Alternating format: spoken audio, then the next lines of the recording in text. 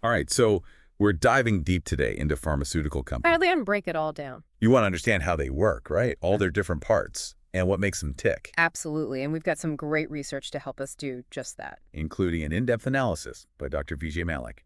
We're going to pull out the most interesting bits for you. Like a puzzle, really. A fascinating puzzle where each piece is crucial. Oh, I love that analogy. A puzzle. Okay. So where do we begin with this puzzle? What's the first piece? Well, we've got to start with the foundation, the pharmaceutical supply chain. Okay, the supply chain. Got it. And it all begins with the API. That stands for active pharmaceutical ingredient. API. Okay. Bulk drug manufacturers. So these are the folks making the raw ingredients. Yeah, the raw ingredients for all the medicines. They operate in a world of huge production volumes, tons of competition, constantly working to keep prices low. Sounds like a tough business to be in. Yeah. All about efficiency and scale, I imagine. Exactly. Now, once we have those raw ingredients, the formulation manufacturers step in. They take those APIs and turn them into the medicines we actually use. You know, pills, capsules, injectables, the whole shebang. Makes sense. But here's the thing. There's a key distinction here. You have your innovator companies, and then you have your generic companies. Okay, so the innovator companies are the ones coming up with the brand new drugs, and the generic companies come in later. You got it. Innovators, they're the risk takers, pouring resources into research and development. Hoping to discover that next big hit, right? Exactly. Trying to get those patents, but it's a high-stakes game, you know? Only one out of every 15,000 discovered drugs actually becomes financially viable. Wait, 1 in 15,000? Wow, that's a shockingly low success rate. No wonder drug development is so expensive. Yeah, it's really tough. It all comes down to strategic portfolio diversification, evaluating their pipeline, making tough decisions about which projects to pursue. But I bet they have to factor in the potential market size, too. Of course. Yeah. And how long that patent protection will last. Because remember, once a patent expires, those generic companies enter the picture. Prices can plummet like as much as 90%. So the clock is always ticking for these innovator companies. It is. They need to make their money back and then some before generics come along. Yeah. Now, alongside these major players, you've also got the CRAMs, CRAMs, what's that stand for? Contract Research and Manufacturing Services. Okay, so they're like specialized support teams. Yeah. Assisting both the innovators and the generic companies. Exactly. They help with research, development, even manufacturing. So kind of like specialized contractors in the construction industry. Yeah, precisely. They bring that expertise in specific areas, allowing those bigger companies to focus on their core competencies. So it's a win-win. Well, not always. Even for CRAMs, the competition is fierce and the margins are thin. They've got to be agile, efficient, and offer a wide range of services to survive. So we've got our manufacturers and their support system. But how do these medicines actually get to us, the consumers? Good question. That's where the pharmaceutical distributors come in. They're the critical link between the manufacturers and the patients. I see. They make sure those medicines are available at pharmacies and hospitals. Yeah, they're the ones running that whole logistical puzzle. And I imagine they enjoy some pretty healthy margins for their efforts. They do, especially in countries like India. But governments are starting to keep a close eye on those margins. Especially with healthcare costs being such a hot-button issue. Exactly. There is a global push to regulate these margins and make medicines more affordable. It's a tough balancing act, though. Because they need to keep the distributors profitable, right? While also protecting consumers from being gouged. Absolutely. It's a fine line to walk. So it's not just about making the drugs, it's this whole complex web of players and regulations just to get those medicines to the people who need them. You got it. And that's not all. There are even more factors at play. External factors that can really impact a pharmaceutical company's performance. Okay, let's dive into those. What else influences the success of these companies? Well, one thing that makes the pharmaceutical industry unique is that it's considered somewhat immune to economic cycles. Really? How so? Well, unlike, say, the automotive or retail industry, the demand for medicines is always there. Even during a recession, people still need their medication. Makes sense. It's a basic necessity. Exactly. But that doesn't mean it's all smooth sailing. One of the biggest challenges is regulation. Heavy regulations. So all that red tape comes at a cost. It does. Tons of paperwork, strict safety and efficacy standards. They're under constant threat of fines for non-compliance. So navigating those regulations is a key part of the game. It's crucial. You need to really understand the nuances of these regulations, anticipate changes, and make sure every step of the process is compliant. One little misstep can have major consequences. So it's not just science, it's a legal and strategic game too. Absolutely. And then there's the whole pricing pressure they face. Right, drug pricing, always a hot topic. Yeah. It is. And there's a global push for price controls, which puts a squeeze on their profitability, especially in countries with nationalized healthcare or strong price regulation mechanisms.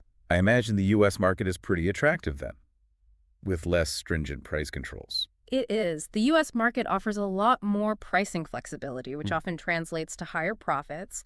But even in the U.S., the pressure's on to address rising drug costs. It's a constant balancing act. Fascinating stuff. We've covered a lot already. What else should we consider when we think about the pharmaceutical world? Well, we can't talk about pharma without talking about research and development, R&D. Okay, R&D, the lifeblood of any industry, really. Hmm. But I imagine it's different for innovator versus generic companies. Absolutely. For innovators, it's all about finding that next blockbuster drug. That molecule that could revolutionize treatment, generate billions in revenue. And for generic companies. They're focused on developing more complex generics, things like biosimilars, trying to carve out their niche. Biosimilars. Yeah. It rings a bell. They're basically generic versions of biologic drugs. Biologic drugs being. Those complex molecules, the ones made using living organisms, they're much harder to develop than traditional generics, but they offer a more affordable alternative to the expensive biologic therapies. So both sides are heavily invested in R&D, but for very different reasons. Exactly. It's all about staying ahead of the curve. But it's not always a solo race, is it? You're right. R&D can be very expensive and very risky. So even those big pharma companies, they often team up, form partnerships to share costs and expertise. So even competitors are collaborators in this quest for new treatments. Interesting dynamic. It is. But as much as R&D is essential, we have to remember that every drug has a life cycle, and that life cycle really impacts a company's bottom line. So walk us through that. How does a drug's life cycle affect profitability? Well, a new drug, a really groundbreaking one, it enjoys this period of exclusivity. It's protected by patents. And during that time, profits are high because there's no competition. But once those patents expire, That's when the generics can swoop in, prices drop, and the game changes. Companies need a continuous flow of new drugs at different stages of this life cycle to stay in the black. like a carefully orchestrated symphony. Yeah, great analogy. And this brings us to another big factor, size. There's a real trend of big getting bigger in the pharmaceutical industry. So is it advantageous to be a larger player? It certainly seems that way. They have economies of scale. They can produce and distribute drugs more efficiently, so their costs are lower. They also have major bargaining power with suppliers and distributors, better deals, more access to resources. And probably easier to handle those complex regulations we talked about. Absolutely. They have whole teams of lawyers and regulatory experts just dedicated to ensuring compliance. Must be tough for smaller companies to compete. It's a challenge for sure, but there are still opportunities for them to find their niche, focusing on specialized therapies, rare diseases, or even partnering with those bigger players. It's a fascinating landscape. This has been incredibly insightful. We've covered a lot of ground today, from the different players in the pharma supply chain to the factors that drive their success. Indeed, and we've only just begun to scratch the surface of this complex and dynamic industry. Well, I can't wait to delve deeper. Welcome back to our deep dive. Last time, we really got into the nitty-gritty of how the pharmaceutical industry is structured. Yeah, we talked about everything from the API manufacturers to the distributors. It's incredible how it all works together. But today, we're going beyond just the operational side of things. That's right. We're going deeper. Okay, deeper into what? The drug life cycle itself. It's not just about discovering a drug and making it. It's about managing it through its entire lifespan. And that has a huge impact on profitability. Makes sense. I guess every product has a life cycle. But it sounds like it's especially crucial in the pharmaceutical world. You got it. A new drug, especially a breakthrough therapy, it enjoys a period of exclusivity thanks to patent protection. Right, those patents. And during that time, the profits are high because there's no competition. But that honeymoon phase, it doesn't last forever. Because eventually, those patents expire. And that's when the generic companies can jump in. Exactly. Once those generics enter the picture, prices often plummet. So how do the innovator companies keep making money? Well, they need a pipeline, a continuous pipeline of new drugs at different stages of this life cycle. So some are generating revenue, some are in development, and others are still in the early research phases. Precisely. It's a real balancing act, managing short-term profits with long-term sustainability. It all sounds very strategic. It is. A lot of careful planning and investment goes into making sure there's a constant stream of new therapies coming out to replace the ones facing that generic competition. It's like a constant cycle of innovation. It is. Now, we've talked about all these moving parts, the R&D, the manufacturing, the distribution, and we've touched on regulations and market forces. But it seems like the pharmaceutical industry often faces a perception problem, doesn't it? Yeah, you're right. It does feel like there's this tension between their pursuit of profit and the need for affordable health care. And that's a valid concern. It's something that the industry is trying to address more and more these days. How are they doing that? Well, take drug pricing, for example. That's a huge issue. The cost of these new therapies, particularly for chronic or life-threatening conditions, it can be astronomical. And that puts a strain on healthcare systems and individuals. It's a really tough situation. You have companies investing billions in R&D, taking on huge risks to develop new treatments, and then you have patients struggling to afford the medications they desperately need. It's a tough equation with no easy answers. There's a lot of debate about how to find the right balance between incentivizing innovation and making sure people can access affordable healthcare. Are there strategies these companies are using to deal with public concern, to build trust? Transparency is a big one. A lot of companies are being more open about their pricing models. So explaining why these drugs cost so much. Exactly. They're trying to help the public understand the research, the development, the manufacturing that goes into it all. They're also exploring some new pricing models. Like what? Well, there's value-based pricing. Value-based pricing. Yeah, where the cost of a drug is tied to how effective it is. So if the drug doesn't work well, the patient or insurer doesn't pay as much. That's the idea. It aligns the incentives between the company and the healthcare provider. The focus shifts to patient outcomes, not just filling prescriptions. It sounds like the industry's changing its approach. It is, and it's realizing that public trust is really essential for its long-term success. So what else are they doing to build that trust? They're doing more philanthropy, providing access to medications for people who can't afford them, supporting research into neglected diseases, trying to make a real difference. Well, they're recognizing their role goes beyond just making and selling drugs. Absolutely. They're becoming more active participants in the overall healthcare ecosystem. Now, another area where public perception really comes into play is the relationship between pharma companies and healthcare professionals. Yeah, that's right. There's often a lot of scrutiny around how doctors are influenced by the industry. People worry about whether those doctors are making decisions based on what's best for the patient or what's best for the drug company. It's a legitimate concern. Historically, there have been cases of aggressive marketing tactics and financial incentives influencing prescribing practices. Which erodes that public trust. Yeah. Makes people wonder if their doctor is really on their side. It does, but it's also important to remember that the relationship between healthcare professionals and pharmaceutical companies is important. In what way? Well, doctors rely on these companies for information about new treatments, about clinical trial data, for education resources. They need to stay up to date, and pharma companies play a big part in that. So it's about finding that right balance between sharing information and avoiding undue influence. Exactly. And there are actually a lot of strict guidelines and regulations in place now to govern how companies can interact with healthcare professionals. Like what kind of guidelines? There are limitations on gifts, stricter transparency requirements for financial relationships. There's a big emphasis on providing unbiased, evidence-based information. So everything needs to be focused on what's best for the patient. Right. Promoting science, not just a specific product. Makes sense. It sounds like transparency and accountability are key here. They are. For both the companies and the healthcare professionals, maintaining public trust is essential. Okay, so we've covered drug pricing, and we've talked about the relationship between pharma companies and doctors. What other factors should we consider when we're talking about the pharmaceutical industry's impact? Well, one thing that's becoming increasingly important is the environmental impact. Right, everyone's thinking about their carbon footprint these days. Yes. And the pharmaceutical industry is no different. A lot of these manufacturing processes for drugs involve really complex chemical reactions. They can generate a lot of waste. And then there's the issue of disposal. If medications aren't disposed of properly, they can contaminate water systems, harm wildlife. So it's not just what happens in the lab or the factory. It's about the whole life cycle of the drug. Exactly. from creation to disposal. And the good news is that the industry is starting to take sustainability more seriously. What are they doing differently? Well, they're investing in greener manufacturing technologies, Oh, trying to reduce waste. They're exploring biodegradable packaging options, partnering with organizations that specialize in safe medication a disposal. lot of changes. It's becoming a major factor in how consumers and investors evaluate these companies. I imagine so. People care about where their products come from, how they're made. Yeah, sustainability is more than just a buzzword these days. Right. It's a core business principle. This has been really interesting. We've talked about some really complex issues, drug pricing, the environmental impact.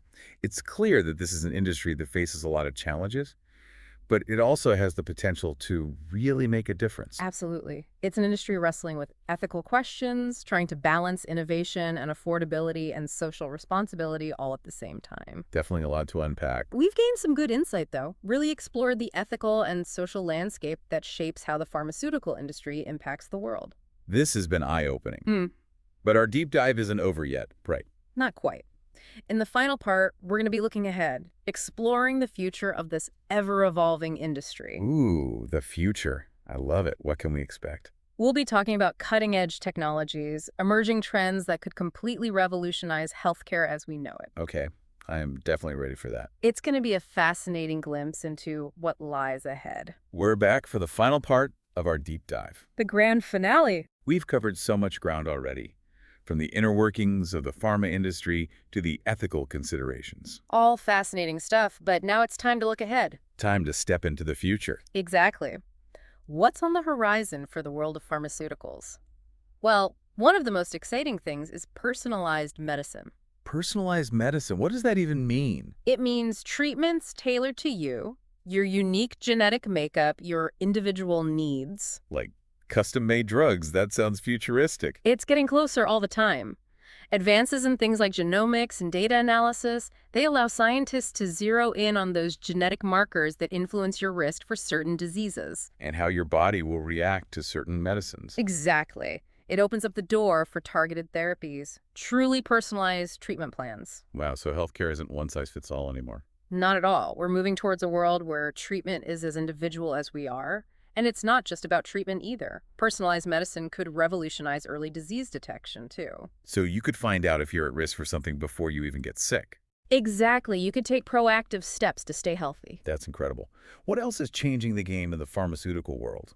Well, there's also the rise of digital therapeutics. Digital therapeutics. Think apps, wearable devices that deliver evidence-based interventions for all sorts of conditions. So like a virtual doctor in your pocket. In a way, yeah. They can help you monitor symptoms, track your progress, and even get personalized support. It's about empowering patients. Giving them more control over their own health. Exactly.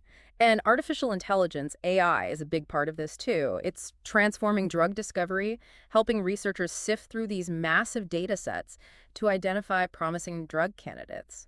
So AI is speeding up the whole process. It is, helping bring new treatments to market faster and hopefully cheaper too. It could have a huge impact on global health. Wow, so with all these advancements, where do the traditional pharmaceutical companies fit in? Are they keeping up? They are adapting. A lot of them are forming partnerships, investing in digital health technologies. They're exploring new business models. To survive, they have to be more agile, more innovative. And more focused on the patient. Exactly. But we're also seeing completely new players enter the game. Tech companies, startups. The lines between traditional industries are blurring. It's a fusion of health and technology. It is. It's incredibly exciting, but it also raises some big questions about data privacy, regulation, access. Those are definitely things to consider. For sure. Like with any revolution, there are challenges and opportunities. Well, we've covered a lot in this deep dive. Everything from the basics of how the pharma industry works to the ethical considerations and these mind-blowing innovations that are shaping the future. It's a complex and constantly evolving industry, but we hope we've helped you understand it a little better. I think we've all learned a lot today. As we wrap up, we always like to leave our listeners with something to think about, a final question. All right, what is it this time? With all these advancements we've talked about, how do you see the role of the patient evolving in the future of healthcare? That's a great question. Will patients become more empowered, taking a more active role in their own well-being? Or will they face new challenges, navigating all this new technology, all this information? Food for thought for sure. Only time will tell, I guess. But one thing's for certain, the future of healthcare will be personalized, data-driven, and deeply connected to technology. That's both exciting and a little bit daunting. It is, but it's a future worth exploring. It absolutely is. And we encourage all our listeners to keep exploring, keep learning, and keep asking those tough questions. That's all for today's deep dive. We'll see you next time.